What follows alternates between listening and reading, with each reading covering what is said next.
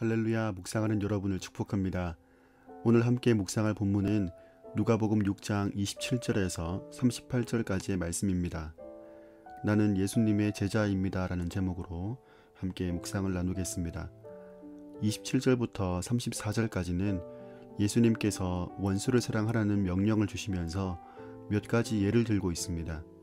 그 원리는 기대하지 말고 베풀고 대접을 받고자 하는 대로 대접을 하라는 것이었습니다.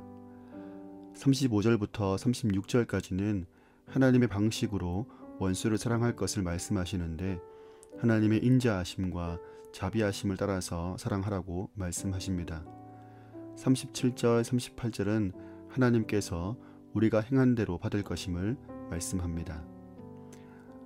누가복음 6장 17절에서 49절까지는 누가복음의 평지설교라고 불리는 부분입니다. 마태복음에 산상설교가 있다면 누가복음에는 평지설교가 있는 것이죠. 이 두 설교는 많은 내용이 중복되어 있기도 합니다. 두 말씀은 모두 축복선언으로 시작해서 두 종류의 집 짓는 사람의 비유로 마치는데요. 그 사이에 황금률이나 또 원수를 사랑하라는 명령, 사람을 비판하지 말라는 명령, 눈에 있는 들보와 티에 대한 이야기 등의 내용들이 들어 있습니다. 오늘 본문을 보면 예수님을 따르는 삶이 결코 쉽지 않음을 알 수 있습니다. 예수님은 본문에서 제자들과 죄인들을 구분하고 있습니다. 세상의 법칙, 그러니까 대접받은 대로 대접하는 삶을 사는 것은 죄인들의 삶이라고 말씀합니다. 반대로 대접받고 싶은 대로 대접하는 삶을 제자의 삶이라고 말씀하고 있습니다. 살면서 손해보고 싶은 사람은 없습니다. 세상은 그런 사람을 어리석은 사람이라고 말합니다. 그러나 예수님은 진정한 제자의 삶이 무엇인지를 가르쳐주고 계신데요. 그 첫 번째가 바로 손해를 보는 삶입니다. 억울하고 답답하고 화가 날 수 있는 상황이지만 제자는 다 내어주는 삶이라고 말씀합니다. 하나님이 정하신 시간이 되면 다 해결이 되겠지만 그동안에 분노하지 말고 손해를 보라는 것입니다.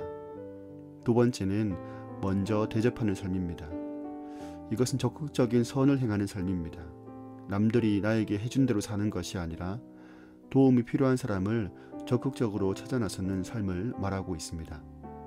세 번째는 하나님의 자비를 나타내는 삶입니다. 자비라는 말의 원어적인 의미는 동정심을 가지고 상대의 입장을 이해하는 마음을 말합니다. 긍휼한 마음을 뜻하는 것이죠. 하나님의 자비하심을 받은 사람에게 하나님이 요구하시는 삶이 바로 자비를 나타내는 삶입니다. 위의 내용을 곰곰이 생각해보면 모두 다 우리의 본성을 거스르는 일입니다.